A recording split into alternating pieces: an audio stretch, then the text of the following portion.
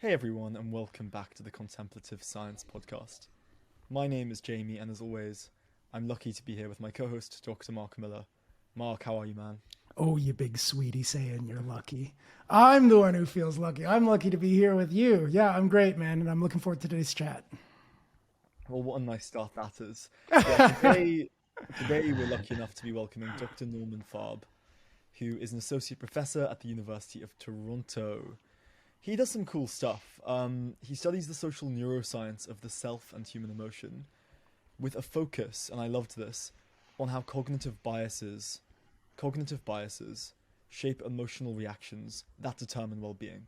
So there's a well-being lens here. He looks at cases such as the fact that some people seem to be able to shrug off stressful encounters. I think we all know one of those, and others who we might know more personally cannot let them go. Amongst much else, he also has spent time studying the role of meditation practice in mindful emotional regulation. Norman, hey man, how's it going? Hey Jamie, yeah, I'm glad to be here. Thanks so much for inviting me. Yeah, looking forward to chatting. Excellent. So let's jump in. Why can some people shrug off stressful encounters and some Yeah, people that's not? something I want to know. Yeah, how do people become sort of ducks to this kind of water? It's a great question. Yeah, well, I think life is sort of a dialogue between how much you're going to let the world in and change you, and how much you're going to double down on what you already know, and just kind of project that out into the world. And our experience is sort of the meeting place between these two sort of fundamental moves that human beings can make. So when you get really negative feedback from the world, it might not feel like a choice, but there's a choice to be made how much you want to update, your models of yourself and of the world and your probable future, which are the three big appraisals that I think we've thought for about 50 years determine well-being. That's like Beck's cognitive triad. You have to decide, are you going to update those models or not? And People who just shrug off adversity, for better or for worse, and there are probably a lot of situations where it might be for worse, but in this case, probably for better, just are resistant to updating their models of self, world, and future in the face of negative feedback. What does it mean to have a model update your models? Yeah, thanks for helping me unpack technobabble. I just mean like change your beliefs, change your expectations. I think I'm a competent person, and then I fail a test, right? Or I get a negative performance review at work. So now, am I slightly less competent? Am I completely incompetent? Or was this test invalid? And it means nothing to me, right? And so I have to kind of evaluate the quality of the feedback information, and I'm going to be biased in that process, right? Because I'm motivated to want to maintain my belief that I'm an okay person, and I'm gonna be all right, right? Like it's important for us to have these, at least to some degree, this kind of halo effect around all of our experiences, where we tend to skew towards the positive and the optimistic, because the alternative is very disempowering, right? We pathologize, actually, the tendency to think things aren't going to go very well, even if it tends to be more accurate. So there's something there about updating your model and sort of being cool under adversity. So our sort of Hmm. opening bid here is that people who can sort of maintain their self model, like maintain their self integrity in the face of impact, they appear to be those people who sort of are able to shrug off adversity. But I guess Hmm. maintaining that model in the face of counter evidence isn't always a mark of well-being, right? Where you like stick to your guns and you stay stuck in to the models and the belief networks that you have, even though you're getting counter evidence. For instance, let's say you're a flat earther and somebody says, hey, look, there's a bunch of scientific evidence counter to that. And being a flat earther brings you a lot of anxiety, because your family's always telling you, hey, it's a weird thing to think. Like, do you really think the CIA is controlling all of our like beliefs and the structure of the world? And you're like, yes, it's stress, high stress, but you're not willing to update your model is also the mark of pathology. So I wonder if there's like a nuance there about which models you're keeping and which models you're willing to update as part of well-being. Yeah, 100%. And like I said, it's a great short-term strategy, right? If the question is just like, how do I not be bothered by things and like never change, like assume the world Um, is wrong all the time, right? And but that's also, yeah, like the mark of a narcissist. mm, Psychopaths don't learn from punishment, so they don't learn from negative feedback. They only learn from positive feedback. And is so, that the right? thing I would ask is like, Yeah, you can't like Psychopaths don't learn from negative feedback. They only learn from positive they feedback. Is that don't learn right? from they don't Oh, learn interesting. from I mean, it's actually a deeper debate about whether Sure. people learn from punishment in general, Hmm. but psychopaths definitely don't respond to punishment, that they respond to reward cues. So, um, yeah, I think the question is just, is the feedback something that's gonna matter again in the future or not?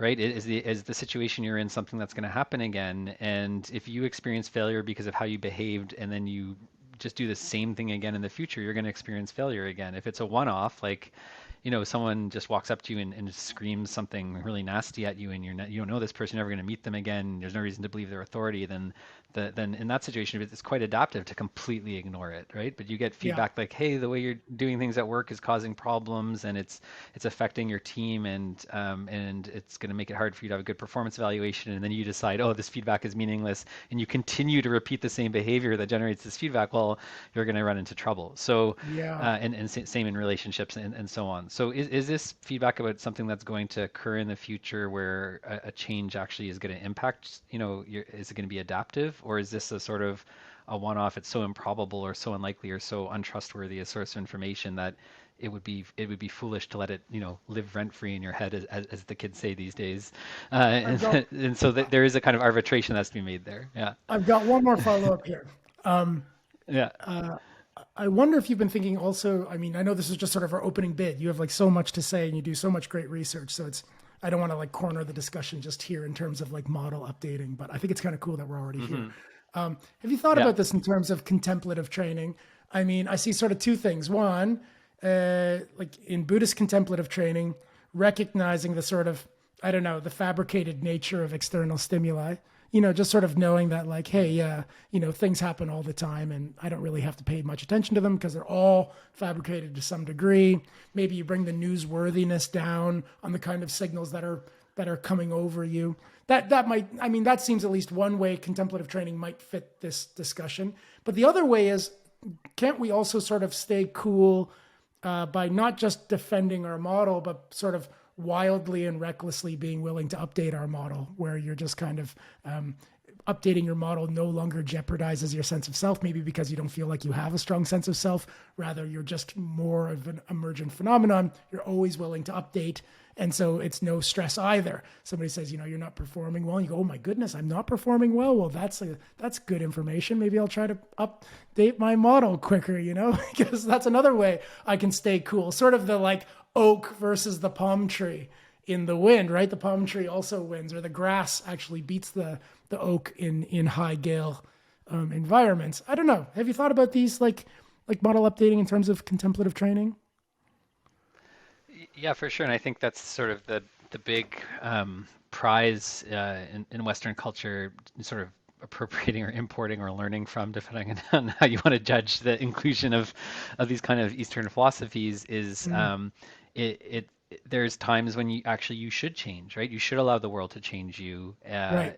and that doesn't mean completely letting go of your identity or your values. It No. just, even if you think of it in a very selfish, individualistic way, if you want to get what you want, sometimes you need to learn to change, right? Like, and you Right. expect that of a child, but for some reason, being an adult is sort of, it becomes this kind of anathema, like you must not really know who you are, you're not educated properly or Right. something like that. Like, we really Right. really don't think adults should experience radical changes, and that can be a place of profound disconnect. Yeah. So yeah, sometimes all there is to do, when you hear, like, if someone's like, hey, you hurt me, all there is to do is to accept that what they're saying is their experienced reality, and Yeah. and whether it was intentional or not or anything like that, like, you say, yeah, like, oh man, I hurt you, I didn't realize I did, like, maybe there's something to do about it. What's it like to be in a place where I really accept that that happened, right? Or Yeah. yeah, like, what you're doing isn't working. Well, what if I really accepted, yeah, that what I'm doing isn't working? Then there's no, Yeah. the problem to solve is just like, how do I do better? But there isn't a problem around the fact that I did something wrong. I've already accepted it happened, right? So this idea of acceptance, which is talked about quite a bit as sort of like a happy outcome when there's nothing wrong going on. I think there's a learning that we could do culturally to realize that acceptance can be a very active process of Mm, updating ourselves in the face of trustworthy evidence, right? And we have the language for that, in our culture in the form of the Serenity Prayer, which I think is Sure. really useful. Which is like something like, like Lord, give me the strength to fight the battles that I where I can make a difference, and the what's it, something like that. I forget what the other To trait is, accept but the like the data points, grace, to accept the but data the points that grace, I yeah, to can't accept change. the things that I can't, and then the wisdom to know the To difference, know the right? And so difference, right? wisdom is actually knowing when to double down on what you know versus when to let yourself be changed. But Yeah. either of those two approaches are ways of resolving this discrepancy between like I think things are fine and I'm getting feedback that they're not. Yeah. Um, it's interesting, right? Because when I was doing research for the pods, I picked up on this like idea that depression as an affective state, and you have these different states like anxiety, depression, and we talk about mindful emotional regulation as to mean, oh, we can go to a practice and that might help. But it got me thinking about hereditary things like hereditary depression or anxiety that seems to run in the family. Does the idea that you can um, manage these conditions with external practices bump heads at all with the idea that there's some genetic component to them? Only if you think about that, there has to just be like one factor that's explaining depression, right? If you think it's a interaction of a lot of factors, and I think in general, like clinical science has come a long way from trying to find like who's right. Is Mm. it cognition? Is it social? Is it genetics? And realizing it's all of them, and even fields that have arisen in the past few decades, like epigenetics, right? Is a field that is dedicated to understanding that it's the interaction between the environment and the gene that actually determines how the genes are expressed and how they manifest as phenotypes, right? So that comes from a shared, like a consensus understanding that the genes can't tell you the whole story, right? Mm. And so it is 100% the case that certain things are inherited. Some people are going to be more easily triggered than others. It's an interesting discussion why we've conserved the ability for people to still be highly anxious people and suffer more than others, but there must be some adaptive value in some situations for them if you follow that line of argument. And so, yeah, some people are going to have a heritage where they're more easily upset by things, right? Where they get addicted more easily, where they have more trouble controlling their attention. And two people with the same genotype exposed to the same stressor may not react the same way, right? And we know that heritability in any disorder. I've taught abnormal psych for a long time, or psychopathology or clinical psychology, depending on how you brand it. And like for every disorder, you're like, the heritability is between like somewhere between 30 and 70%. Even like hardcore heritable disorders like schizophrenia are still like there's still like wiggle room, right? So there's something Mm. about what you do with the reactivity that actually Mm. determines your outcome. And this isn't a new idea. This is probably 100-year-old idea from appraisal theory, that it's the broader appraisal around like, can I cope, that determines your well-being. It's not like, are good or bad things happening to me. That's not the recipe for well-being. That's just like, Whoa. am I am I aware of what's happening in the world, So right? what So you this need is a coping sufficient capacity is something broader. Yeah. you need a sufficiently high level belief that says I can manage. And that's going to be a foundation stone for well-being. I love that, because I was going to ask you, like, if you were okay with changing, that just must mean you have a higher level belief that says, well, it's okay to change. And I hear that again here, like having a high level belief that says even if things are hard, you have the capability of making it through. Yeah. I think so, and hopefully it's not like a psychotic belief. It's based on evidence, right? So if you Right.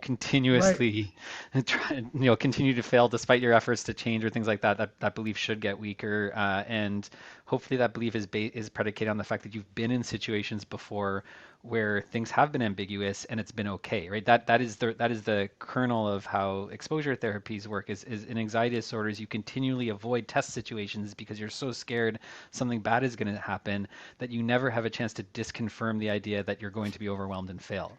right? And so you Yeah. get put into a situation, you're forced, like you're goaded, you're prodded to go into situations, and maybe they're titrated, they're not the worst case scenario, a more mild situation. But the key is get into a situation where you can have evidence of your ability to cope with ambiguous outcome kind of scenarios, and then that becomes an evidence-based, like a real belief in your, or a real confidence, is I think, as you put it, in your ability to manage. And yeah, once you have that, you don't know how it's going to turn out, but you know, like in places where you're when you're not sure it's going to turn out, it's been okay in the end, right? And sometimes you develop those beliefs in really surprising ways. Like if you're working as a clinician, like if someone has anxiety, you might think, oh, I shouldn't talk to them about anxiety, about the worst thing that could happen because they're doing that to themselves. That's the problem. But actually, sometimes the best thing to say is like, well, what is the worst thing that could happen? And then what happens? And then what happens? And again, you're like, oh, I guess I survive anyway, right? So there's lots of ways to like start to foster this kind of confidence. But I 100% agree with you, and I don't think this is the commonly held belief.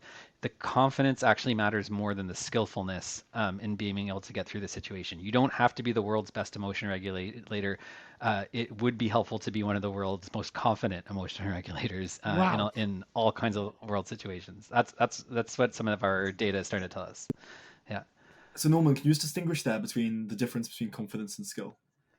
Yeah, great. So the difference between confidence and skill, we could imagine someone who realizes, or at least believes their heart rate is a bit faster than it should be. Their heart is racing, and confidence would be when you have that realization. Oh, my heart's going kind of fast. Oh, I don't know about this. You feel confident, like, you know what, it's going to be okay.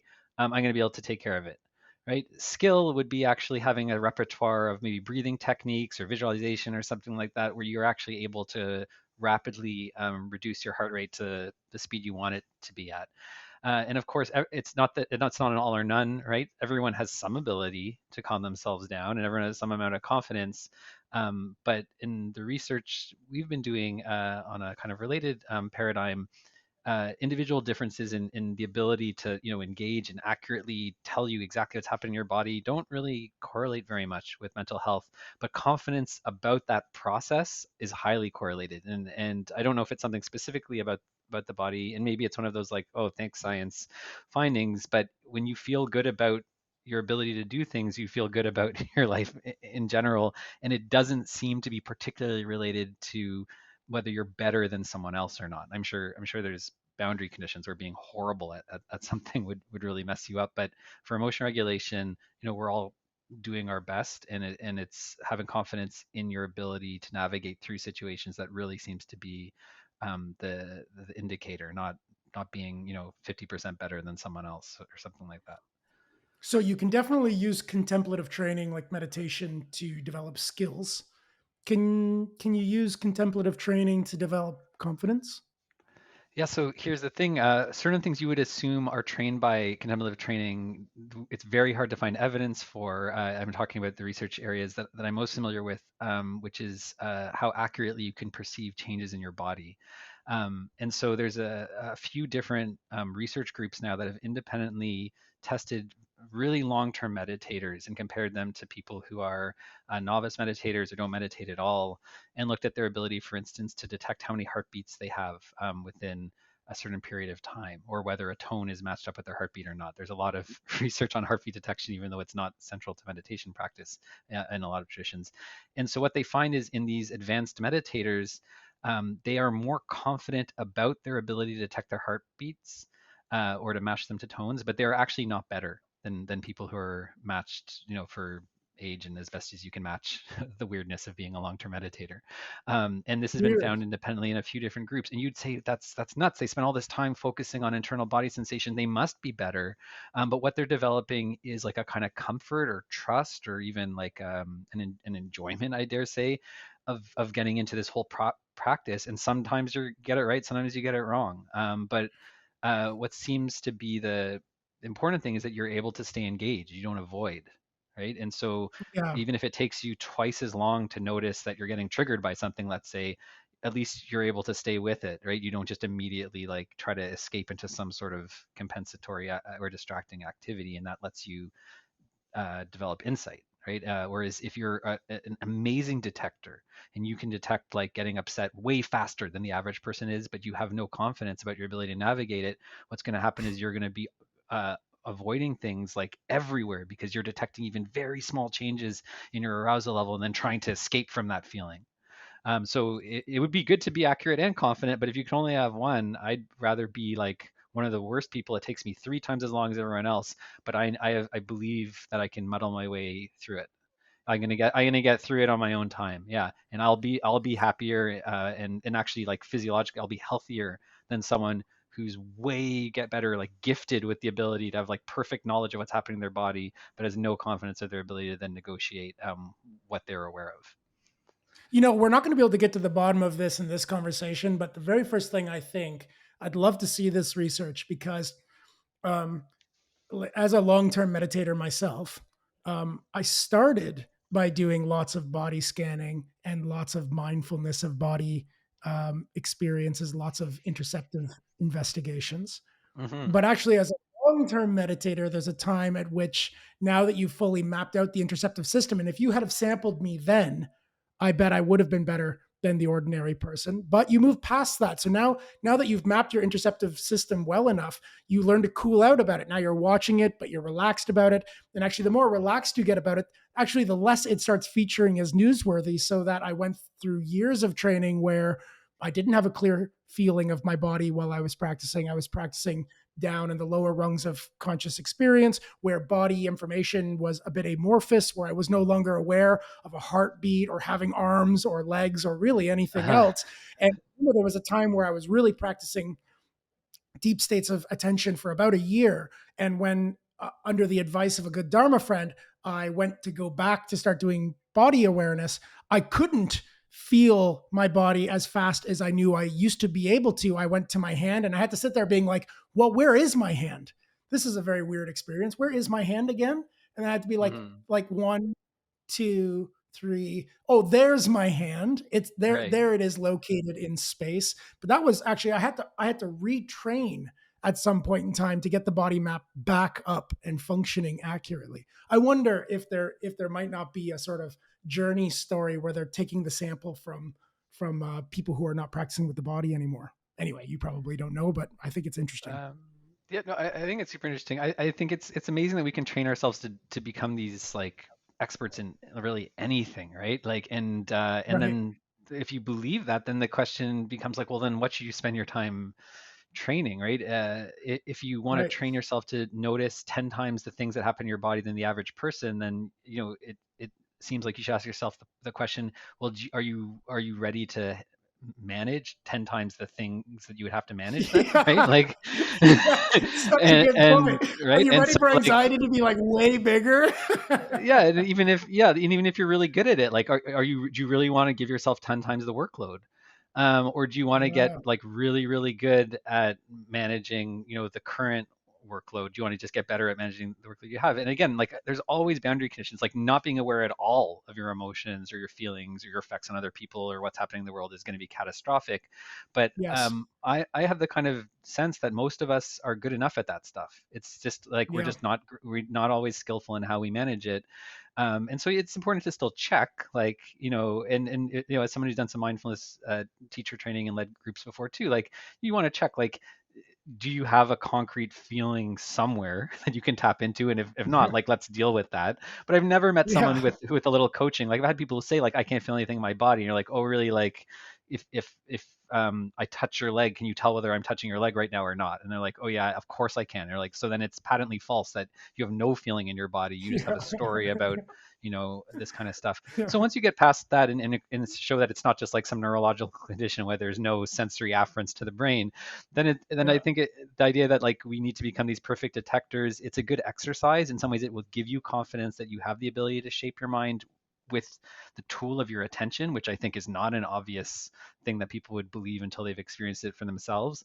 But then once you kind of know that, I don't think it's not the end game or even the mid game to just like become the super sensor, right? As you say, Yeah. there's all these more interesting things you could be spending your time doing, and there's going Yeah. to be a cost. There's always an opportunity cost, right? So you give up Sure. being a super sensor, so you work on something more important. Yeah. Yeah, I used Hmm. to I used to skimp on trains. in London, and I didn't think that I was good at getting out of it when I was Yeah. like confronted by the inspector, but I was sure it was going to be fine. I had Yeah. the confidence but not the skill, and Yeah. that meant that my emotional regulation throughout the process, from at some point I'm going to have to talk to someone, Yeah. and the end, it was fine. It wasn't a drama, and you'd win some and you'd lose some, but like the distinction there between skill and confidence makes a real difference. It was very obvious, and if I was highly skilled at the art of communication with TFL staff, Yeah. probably, but I was freaked out by the prospect of that interaction. Yeah. Emotional quality would be so different. Yeah. Yeah. I Yeah, hear that. that's really interesting. I was just talking to a student who parks illegally all the time because it just doesn't bother him to get tickets, and he's worked it out. Like the math is about right. He'll probably actually save a bit of money compared for paying parking. And when he was talking, I was like thinking like I can't, I wouldn't be able to do that. Like it's even if it turned out that I had to pay a bit more, it's not like the financial repercussions. Like I just know that I wouldn't feel it would take so much energy to negotiate. Like what if I got the ticket for Mm, me, and for this other person, their mm, confidence is just like trait like high. So that's the other thing that's really interesting is our confidence in different domains itself may be variable, right? It's not just like an across the board yeah. confidence where like no matter what I'm just the best. Again, that's like becoming pathological. So also knowing like where you can lean into that confidence can be really empowering and also help you avoid like needless suffering. Like don't do the things that for whatever reason, maybe genetics, maybe developmentally, you're low confidence about, unless you need to, right? Gravitate towards the things where you feel like you can weather the inevitable accidents and upsets that happen in life. Yeah. On the well-being front, that's a really interesting point, right? Just as a practical note, I went to Hmm. go see a movie called Tar last night, and it's like a drama. It was like a horror movie. I get Okay. into the cinema and I'm immediately like every time anyone opens a door, I'm like back at my chair, like hiding between my fingers. And there's an argument to say, well, like if you have a sensitivity, right, to your heartbeat or to movies that aren't even scary, but you're reading them as scary, the understanding of yourself and your nervous system is a very, very low hanging fruit way to just be better more of the time.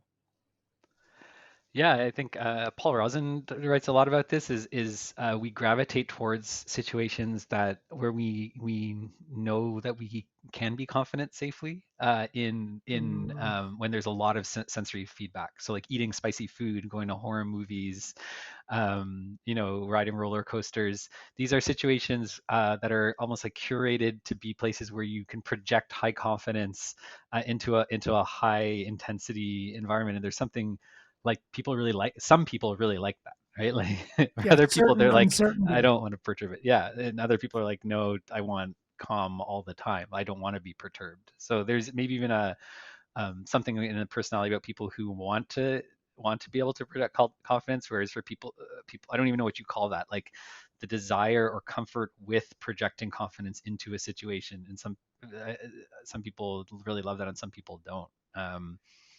I did some stuff as a master's student that was an extension of Tori Higgins' regulatory focus framework, which divides people into like promotion and prevention focus. And promotion focus people love like arousing situations, and their ideal state is like a highly aroused, like high sensory state. And the worst thing for them is when things are boring, right? And a prevention focused person, the best thing is when things are boring, because excitement is usually associated with like having to deal with something bad happening. And so there's almost like personality you can think of about in some ways about it, of like when at one level, like how much do you want to have to bring confidence to situations versus how much do you not want that to be the kind of game you're playing. So we're talking about confidence as though it's all encompassing, but it's probably just one facet of the many different kind of qualities we have to negotiate in life. Norman, what are habitual patterns of self-reference? Yeah, so habitual patterns of self-reference are just things you know about yourself automatically, right? I think the thought experiment or the access point to this concept I often give is like some you bump into someone in a hallway or on the street and they say, "Hey, how are you doing?" And you already know, right? You might decide what you want to tell them, but you already know, right? And so how do you know that? Well, you didn't just construct all that on the fly, like, oh, let me like replay all of the memories I can access and then start making inferences. So there's this idea that we walk around within these kind of narratives about ourselves, right? Like Daniel Dennett's, we have this like this narrative gravity that binds our experiences together, that form like what we know about ourselves at any point in time. And part of why it's so accessible is we rehearse these things. Right? They're rehearsed over and over again. And the way the human brain works is whatever you rehearse moves through a period of being interesting and engaging, and eventually it gets automatized. And so as soon as the knowledge happens to you, it just shows up for you when prompted. That's a habitual pattern of self-reference or self-evaluation. Interesting. And how does that relate to our well-being, frankly? So what you know about yourself is, are you good or bad at certain things, right? Are you lovable or unlovable? Like, this comes out of, my training as an experimental psychologist, but you can ask people to make judgments about traits, and they can make reliable judgments about whether the traits describe them or not, right? So, if the set of traits that you would endorse as being self-descriptive suggests that you don't have a lot of autonomy, efficacy, people don't like you, like, a lot of relatedness, you're going to be unhappy, right? If what you know about the world is it's an unsafe place, you're going to be anxious. And this, you don't consciously choose to believe these things. They're beliefs because they've been automated to the point where this is your knowledge in response to the probe, the question, the scenario. And so just like if you thought you were the best thing ever, and no matter what feedback you get, you'd be a narcissist. If you think you're the worst thing ever, no matter what feedback you get, you're going to be you're depressed, right? And sometimes that's Yeah. based on evidence, and sometimes it's based on bad evidence, and sometimes it may even be based on good evidence, right? Like, but regardless of what it comes from, once you automate a description of yourself, then it becomes the frame through which you see the world. It feeds back into how you perceive things. Yeah, and it matters because that explains the often obvious from the outside disparity between how I think it's going for you. I think you're Mm-hmm. very successful at X, but you legitimately feel like a total failure, or vice versa. I might be sitting there judging you as a total failure at something, but you are walking around genuinely with the self confidence of someone who's killing it. And in some ways, it feels really sad, just anecdotally, that like people can, I don't know, put in the hours, succeed, overcome challenges, hit mastery, and at the same time just feel like, God, I'm failing at this thing the whole time. I wonder if the two are linked, right? I wonder if that's part of what eventually causes mastery, is a sense that like, God, I'm not quite doing enough yet. And whether that like divergence of criteria ends up being an explanatory factor for success, I don't know. I mean, I think you're onto something. It's I don't have my own direct research around it, but I randomly like lecture students about, to become excellent at something, you have to be able to see, you have to have taste, right? Which is the ability to notice like a discrepancy between how good something can be and how it is. And then you have to have enough of a work ethic or discipline to minimize that gap. And it doesn't matter what you're doing. If the gap is too large, right? Like if you're just horrible at something, then you're probably going to give up. But to your point, if there's no gap, then why would you do anything? You're like, I'm already awesome, right? And people are like, well, like, you're terrible at singing, please stop singing. And you're like, oh, I know.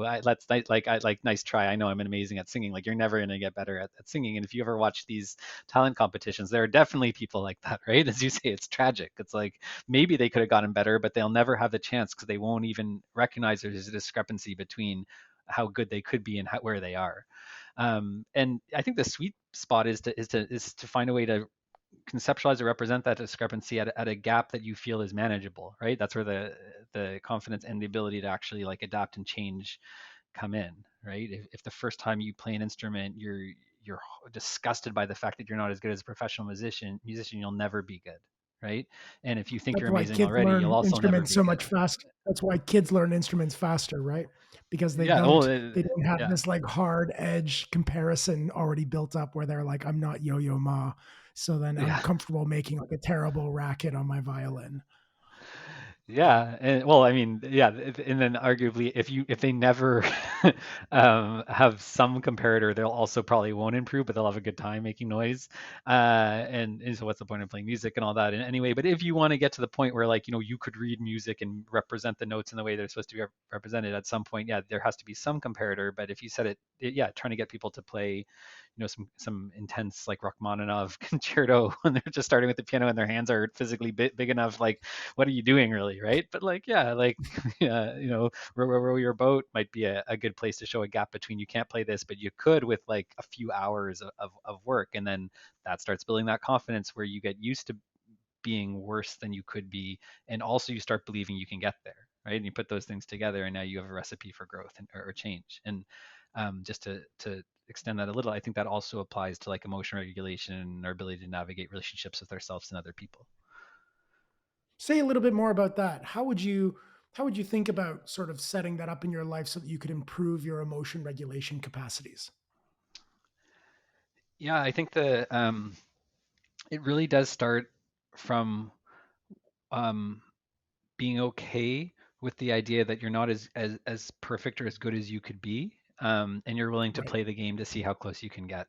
And I really think that's Nice. like it's not I don't know, it's just not part of our regular curriculum, if it makes sense. Like, spend some time, you know, becoming aware of the fact that you might be bad at something, and but also at the same time hold that that's okay. Like, that's actually what you need. You want that, right? Like imagine someone like criticizing you and you being like, oh, like, yes, like, finally someone's being real with me, so now I can get better. Like, most people don't care about me enough to point out how crappy I am in some areas.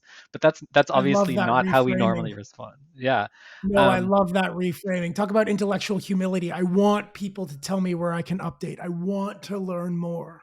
It's Yeah, great. and it makes you vulnerable, because if the person who's either doesn't know what they're talking about or actually is like malicious, like isn't really thinking about how they can improve you and giving you bad information, it can really make you change in a way that you didn't want. Like, it's so you need Yeah. to get like good feedback. It's not just any feedback. Is any feedback when you're open will change Yeah. you, right? So, but good Yeah. feedback when you're Yeah. open will help you change for the better. So, Yeah. um, but where most people sit is at like, stop attacking me.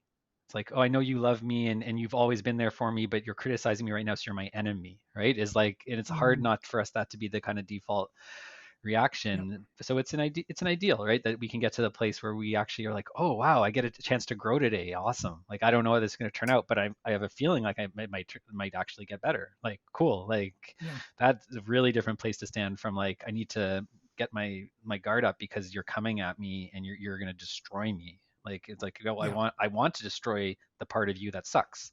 Like, if I saw it that way, it's not the same as like, you want to obliterate me, or it's some existential threat, and that triggers all sorts of ancient machinery designed to protect us, which isn't particularly helpful for growth and learning.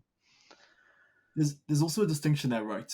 In the things you really care about, you're more objective about feedback and criticism. Like Olympic athletes want their coaches to give them the improvements, and you're automatically online with improvements. I play a bit of chess, and when I play badly or someone's better than me, I'm just intuitively more like, oh, what did you do there? Whereas other areas of my life where I'm not so up for a challenge, I hit it much more as, ugh, God, stop criticizing me. And there's an interesting human behavior edge here, where our sensitivity to criticism, or rather, whether we interpret it as criticism or as like valuable feedback, seems to depend on the subjective measure of how much do I care about this thing. How much you care about it, I think, but also like, how much is it okay that you aren't great, or that you aren't perfect, or that you could get better. Like, because you could have something you care about a lot where it's just unacceptable not to be great, right? And so that would also, even though you're intensely invested, you it's too threatening to hear that there's more work to be done. I know, as a grad student, when I thought a paper was done and I'd send it to my advisor, I was like, please don't send more revisions. I was just like, I just can't take more revisions now. Like, I don't know if I can even make it any better. It's just so threatening to be asked to like revise this one more time. Um, whereas like the first draft, of course, right? Because it's normalized. Like, the first draft is supposed to be Mm. shitty, right? Excuse my language. If I can swear on the plot Yeah. No, that's but right. That's okay, right. yeah, yeah. It's the first drafts are supposed to be like effing terrible. So Mm. then, like, yeah, like, lay it on me. And at that point, if someone is just like, it's fine, and it's not fine, then you actually just you lose respect for the person as a critic. So it's so context dependent. Um, and let's be real, there are situations where it's not okay to suck, right? Like your pilot can't be like, yeah, I didn't forgot to read the manual. I actually skipped all those classes, like, right? Like when you're in an airplane or something. We're gonna wing it. We're Um, gonna wing it today over the Atlantic, folks. right. And again, it's a wisdom, right? To know, like, am I really in a situation where it's unacceptable to be trying to grow, and which means to accept that I might be bad, or which is probably a very small subset of examples, or have I mislabeled this situation as a place where I'm supposed to be perfect, where no, really, like, no one else would expect that, and I ought not to expect that for myself. So yeah, Yeah, game you're, playing. Yeah. Sorry, go ahead. no, it's a really interesting response. Like, I remember, speaking of the sporting analogy, like there's lots of gymnasts in the States who had a terrible time. They really cared about being a gymnast. That was their career, but they were petrified of failure. And it's interesting, right? Because the feedback we take on and the quality of the feedback and how our nervous system processes it, and whether we believe it's okay to adjust or update our systems, probably has some kind of an effect on the speed and regularity at which we do update our systems. Um, I guess the question here for you really is, do our positive and negative emotional associations with just the act of updating our expectations, and our models, like we spoke about earlier, does it have any effect on our frequency to do so? Um, like, does like how it feels, like if it feels good or bad, does that affect our willingness to update? Is that sort of what you mean, or? Yeah, right. So if you're hammered every time you get a B, are you less willing to adjust your expectations to a B is fine, even if you are really a B student?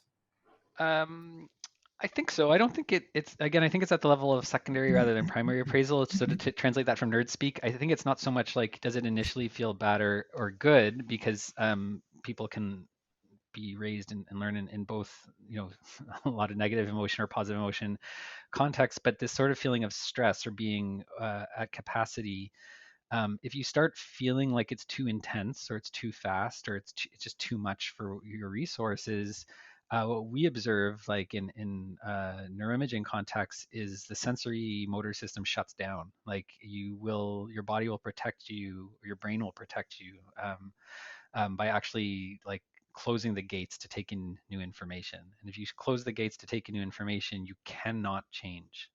All right, the idea of the echo chamber, like the mind is the ultimate echo chamber when it turns off sensation. So yes, in theory, you could just pure reason your way into having new ideas or new experiences, but practically that almost never happens, right? And even like the big examples of like geniuses coming up with new ideas, it's always like some weird sensory ripple, like, is what pops in, like Eureka, when Archimedes sits in the bath, right? Or Newton sees an apple fall, like some weird sensory thing happens, and then you're like, oh, that all of a sudden, like, I'm seeing things a little bit differently.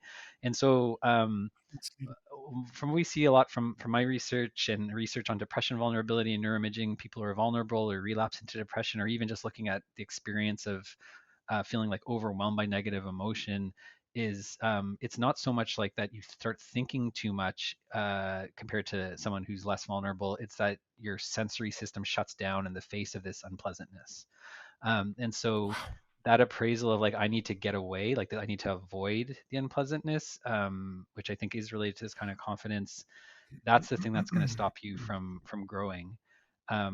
And yeah, that's more likely to happen with something negative than positive. Though you could have something that was too intense. I guess that was positive, or wasn't the thing that you like, or something like that. So yeah, it's stress shutting down sensation. I think that really is what's shutting down growth, because you're being pushed into a place where you're going to exploit what you already know you don't. It's not safe to potentially waste resources on exploring and learning new things.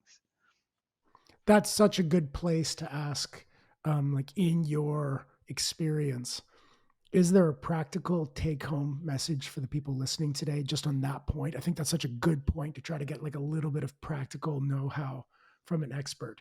What would you recommend just on that point that somebody could be doing, or could be like, yeah, doing better maybe? Yeah, I think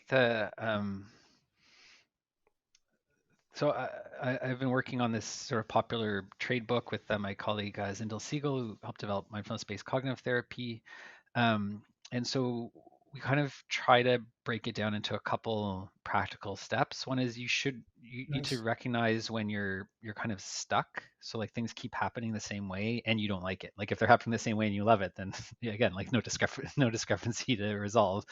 But when things keep happening the same way and you don't like it, it means probably there's a learned pattern, an overlearned pattern, habitual pattern that's automatic, that's running you at the perceptual or behavioral level, or probably both. So noticing you're stuck first, like that things keep playing out the same way, is a sign that you're not taking in enough information to change or grow. And then, so what's the antidote is then to actually intentionally engage in some sort of what we call a sense foraging practice. And that could be like a traditional meditation practice, but it doesn't have to be like that. It's just something where you can become immersed and engaged in taking in sensory information again. And explicitly without having something to do with it, like without knowing exactly what it's supposed to do. You're trying to perturb the system in a kind of constructive, chaotic way. You're trying to increase the entropy in an overdetermined system. You're trying to let things loosen up a little, because the alternative is it's just going to happen again. Mathematics, you talk about, like, escaping a local maxima. Like you got into the situation because it was the best you could do at the time, but now you're realizing you're not satisfied with that being the best that you're going to do in the future. So what do you have to do? Well, you have to you have to break up the knowledge that keeps you locked at this being the best it can be. So Yeah. noticing that you're stuck and then doing something where you really like invest the energy you have in that moment into taking in sensory information. And then that's not like the final point is at some point, then like you can then let all the concepts and things spin back up, and then see like, well, does it seem any different now, right? And if not, then go forage again, right? At some point things will start seeming different. They have to be, because every moment you spend prioritizing sensation is time that you are changing the internal makeup of your brain. I believe that that's the Yeah. point of sensation, right? Is to change what's happening inside of our brains. That's literally what sensation is. People will pay a lot to find a way to change, and it's just so simple, but it's like it's effortful, and you have to do it, Yeah. and it's by definition unpredictable. If it was predictable, it would be part of the problem. And we don't like that, because all of our certainty Yeah. comes from making accurate predictions. So Yeah. like, but that's meta certainty, and I think you've really articulated this before, Mark, really Yeah. well. There's like a meta certainty that can evolve around your ability to benefit from being exposed to uncertainty. Yeah. And that's that kind of like confidence we were talking about before. Is like, I don't know how it's going Yeah. to turn out, and that's okay, because it Yeah. usually turns out okay. Yeah. Yeah. Yeah. Awesome. So Norman, thank you so much for coming on. That was awesome. If there's a takeaway there for me, it's this sort of point about confidence versus skill. It mhm, feels like a more accessible thing for all of us. And the idea that, well, no, look, it really is the sensory data that changes your mind. It's not something more complicated than that. mhm. But as you say, it's unpredictable, which is quite the point. Norman, thanks so much for coming on. Yeah, thanks so much, and thanks for summarizing it so eloquently. I'm a rambler, so I like hearing it reflected back to me more No. concisely. It's been a pleasure chatting with you Yeah. both. Thank you so much. This has been the Contemplative Science Podcast, and as always, we'll see you next week.